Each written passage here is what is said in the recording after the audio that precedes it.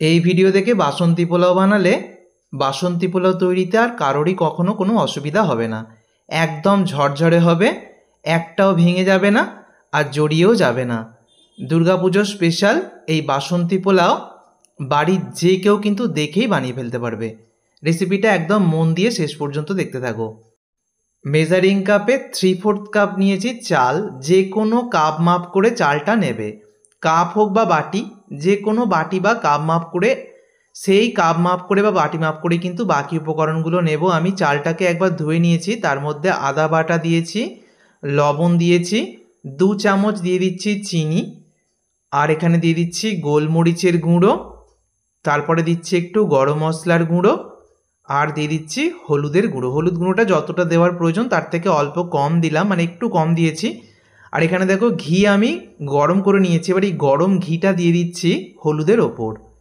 তো ঠিক যে যে টিপসগুলো আমি বলবো এইভাবে করবে।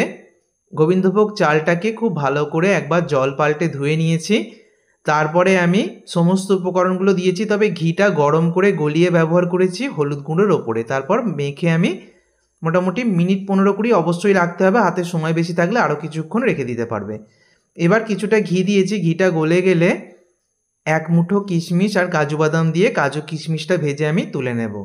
বাসন্তী পোলাও অনেকে একটু মিষ্টি মিষ্টি পছন্দ করে, তবে খুব বেশি মিষ্টি হয়ে গেলে কিন্তু আমার পার্সোনালি ভালো লাগে না। তাই যারা বেশি মিষ্টি পছন্দ করো মিষ্টি বাড়িয়ে দেবে, যারা কম মিষ্টি পছন্দ করো মিষ্টি কমিয়ে নেবে। এখানে আমি 2টো করে এলাচ, লবঙ্গ, দারচিনি আর তেজপাতা দিয়ে ঘিয়ের মধ্যে ভেজে নিয়েছি। সামান্য হলুদ এরকম ঘিয়ের মধ্যে একটু নেড়েচেড়ে নেব।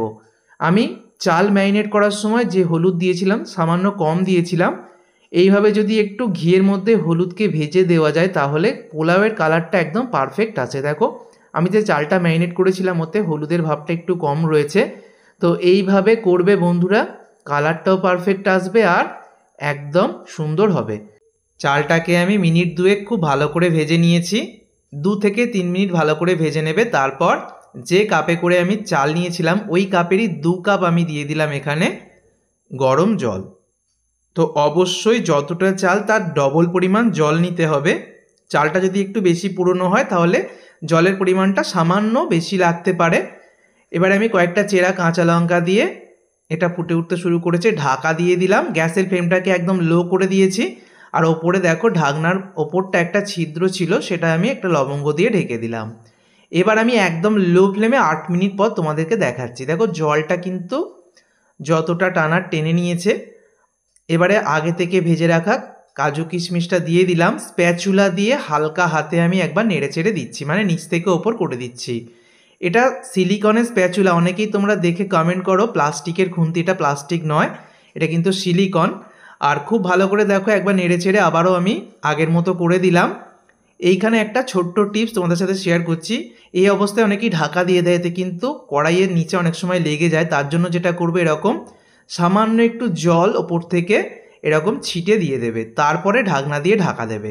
এতে করে কি হবে, যেটুকু চালটা সিদ্ধ হতে বাকি আছে সেটা হয়ে যাবে আর চালটাও কিন্তু নিচে লাগবে না। আরও 4 মিনিট আমি লো ফ্লেমে রান্না করলাম। টোটাল 12 মিনিট রান্না করেছি, প্রথমে 8 মিনিট আর পরে 4 মিনিট, সবটাই কিন্তু একদম লো ফ্লেমে। আর তাতে করেই কিন্তু এটা আমার অলমোস্ট 90% রেডি হয়ে গেছে। তো আমি দেখিয়ে দিচ্ছি, দেখো একটুও কিন্তু ভেঙে যায়নি, ঝরঝরেই রয়েছে। তবে গরম অবস্থায় যতটা লাগছে তার থেকেও ঠান্ডা হয়ে গেলে এর ঝরঝরে ভাবটা অনেকটাই বেড়ে যাবে।